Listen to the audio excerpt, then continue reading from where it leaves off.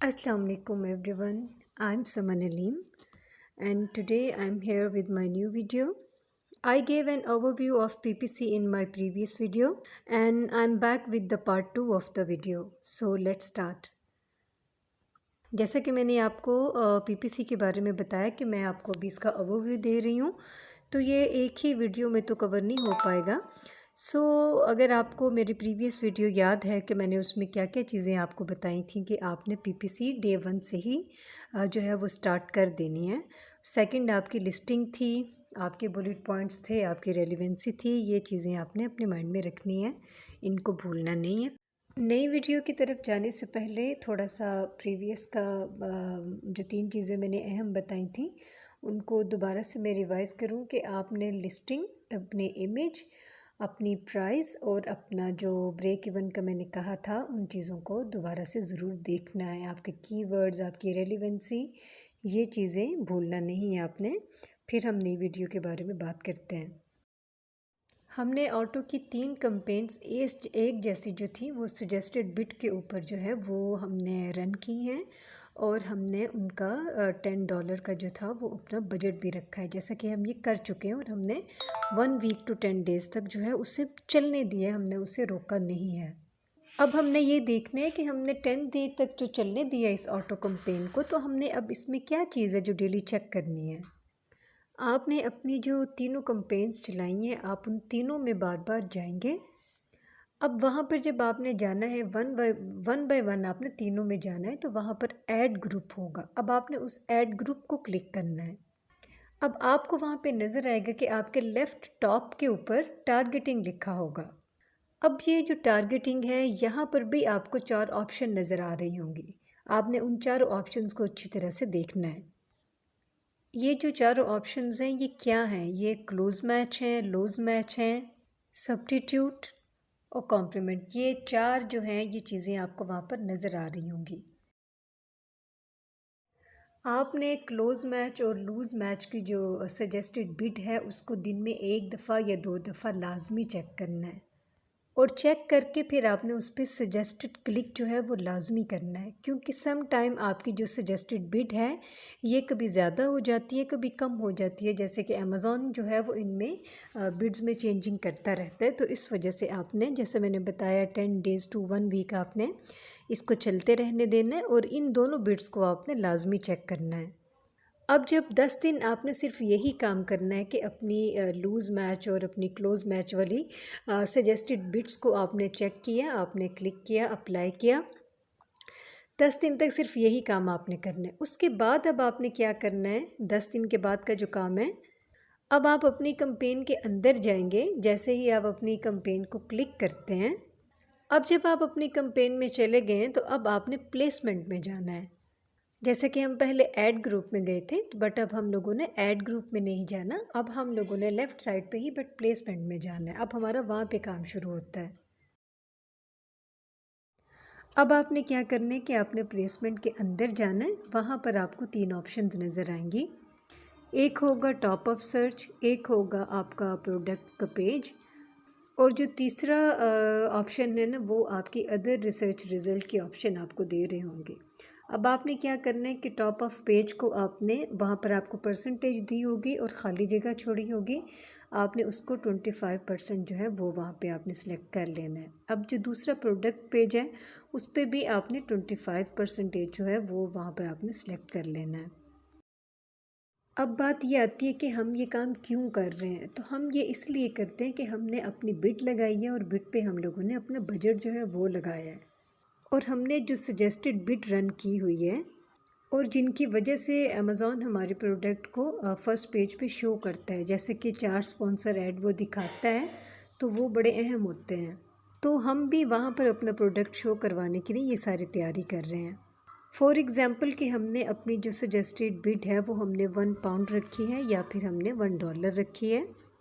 और अगर हम कहते हैं कि अमेज़ॉन हमें 1.2 पे भी हमें शो करवा दे, जो कि अमेज़ॉन की पर क्लिक अमाउंट रिक्वायर्ड है, अगर हमें उस पर भी शो करवा दे तो भी हमारे लिए बेहतर है।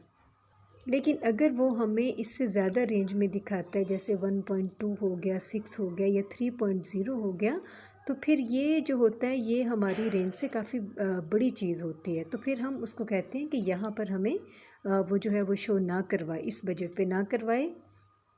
तो इसके लिए हम फिर उनको ये कहते हैं कि हमने जो अपनी बिड सजेस्ट की हुई है, जो अपनी हम कैंपेन चला चुके हैं, हम उस रेंज के अंदर ही रहना चाहते हैं।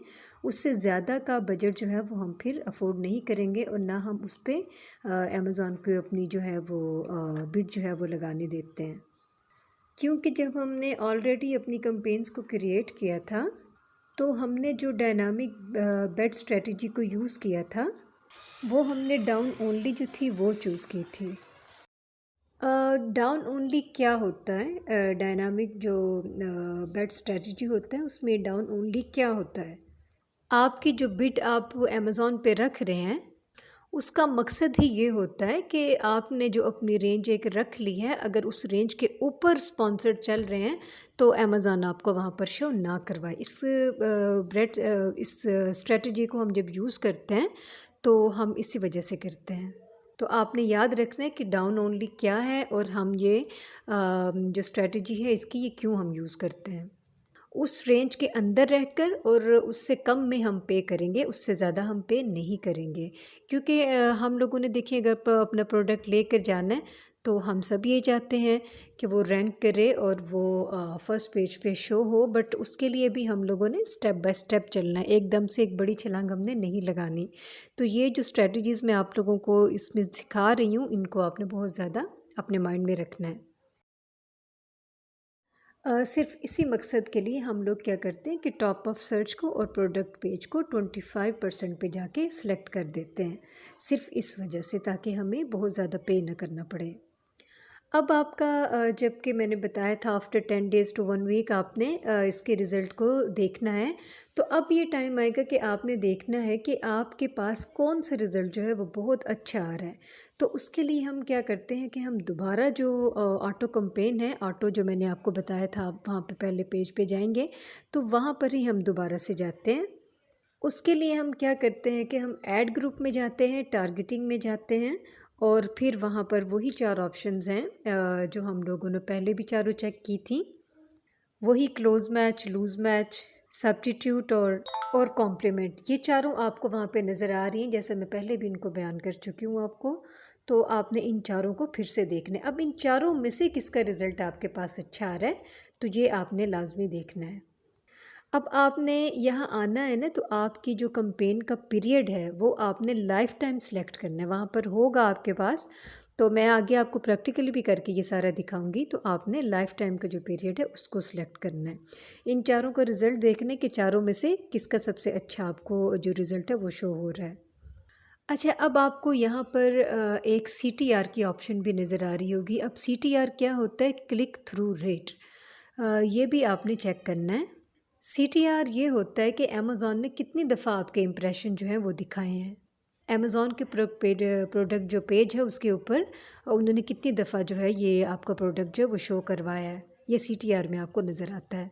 उसको कितनी दफ़ा क्लिक किया गया। Ideal CTR is beyond 1.20। अपने माइंड में रखिएगा कि ये जो नंबर है ये इसका आइडियल नंबर होता है।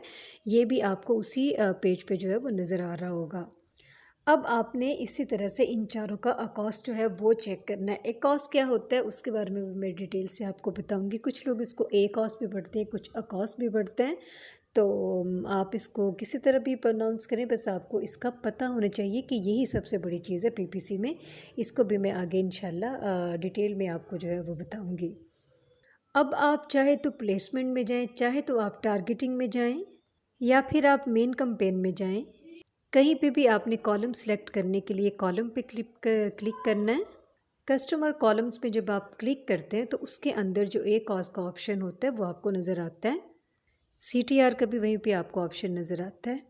नंबर ऑफ़ क्लिक्स भी नज़र आएंगे आपको। नंबर ऑफ़ क्लिक्स को भी आपने देखना है, जैसे मैंने पहले बताया कि आपके जो स्पॉन्सर आपके चल रहे हैं उस पर कितने क्लिक्स आए, ये सब अमेज़ॉन आपको CTR में दिखाता है। इम्प्रेशन कितने आए, क्लिक्स कितने आए, ये CTR में आपको वो दिखाता है।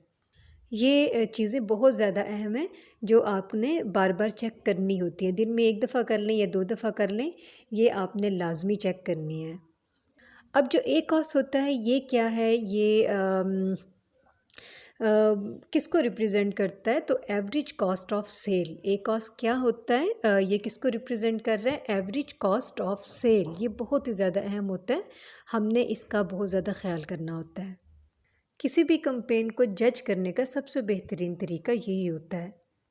यही आपको सही से बताता है कि कितने आपके पैसे लगे और उन पैसों के अगेंस्ट कितनी आपको जो है वो सेल मिल रही है। फॉर एग्ज़ाम्पल, अगर आपने $20 जो है वो स्पेंड किया है और आपको $100 की सेल मिली है, तो आपकी जो ए कॉस्ट बनेगी वो होगी 20%। जस्ट आइडियल ए कॉस्ट, ये बेहतरीन ए कॉस्ट है। अंडर 20% ए कॉस्ट जो होता है वो बहुत ही अच्छा ए कॉस्ट होता है, ये अपने माइंड में रखिएगा। और यही आपको बताता है कि आपका जो प्रोडक्ट है वो बिल्कुल ठीक से चल रहा है, आपका काम, आपकी कंपेन बहुत अच्छी चल रही है। ए कॉस्ट को याद रखना और इसको ठीक से चलाना, ये बहुत ज़िम्मेदारी का काम है। अगर आपके $50 जो है वो स्पेंड हुए और $100 की आपको सेल आई है, तो आपका ए कॉस्ट जो है उसे हम कहेंगे 50%। और अगर आपकी 100% जो है डॉलर वो स्पेंड हुए और 100% ही आपकी सेल आई है, तो आपका जो ए कॉस्ट है वो 100% है। इस तरह से हम ए कॉस्ट का जो है वो एवरेज जो है वो निकालते रहते हैं। तो आपने ये अपने माइंड में रखना है कि जब आप शुरू में अपनी ऑटो कैंपेन चला रहे हैं, अपनी जो 3 आपने स्ट्रेटजीज़ यूज़ की हुई हैं, तो आपका ए कॉस्ट ज़रूरी नहीं कि शुरू से ही बहुत अच्छा आता है, ये अपने माइंड में रखिएगा। आपका जो ए कॉस्ट होता है वो शुरू में बुरा भी आ सकता है, लेकिन आपने बिल्कुल भी परेशान नहीं होना। पीपीसी को रन करना, ऐसे ही नहीं कहते कि आप पीपीसी एक्सपर्ट को चूज़ करें। अपने प्रोडक्ट आप ले रहे हैं, आप अपना काम चला रहे हैं, तो आपको एक एक्सपर्ट भी है कि एक एक्सपर्ट, पीपीसी एक्सपर्ट की ज़रूरत इसीलिए होती है कि वो स्टार्ट से ही इस चीज़ को देखे कि उसने कौन सा स्टेप कहाँ पे फॉलो करना है। तो स्टार्ट में अगर एक कॉज़ आपका अच्छा नहीं है तो आपने परेशान नहीं होना। अब ये ए कॉस्ट जो है इसको हम डिटेल से आगे जाके देखते हैं। नेक्स्ट वीडियो में इंशाल्लाह मैं इस पे बात करूँगी, क्योंकि हमने ये देखना है, जो चारों चीज़ें हमने देखी हैं, जो प्रोडक्ट पेज हमने लिया है, जो हमने 25% जो है वो इसकी रेंज रखी है, वो हम क्यों रख रहे हैं और आगे जाकर हमने किस कैंपेन में जाके अपनी ए कॉस्ट को ज़्यादा करना है और किसको कम करना है, ये हम इंशाल्लाह नेक्स्ट वीडियो में डिस्कस करेंगे। लेकिन ये जो हम लोग ऑटो कैंपेन चला रहे हैं, ये बिल्कुल एक होता है जैसे कि हमने स्टार्ट पहला कदम उठाया है, फिर आगे चलकर हम मैनुअल कैंपेन की तरफ में मूव करते हैं। वो हम क्यों करते हैं, कब करते हैं, वो टाइम कब आता है, तो इंशाल्लाह नेक्स्ट वीडियो में हम उसको भी डिस्कस करेंगे।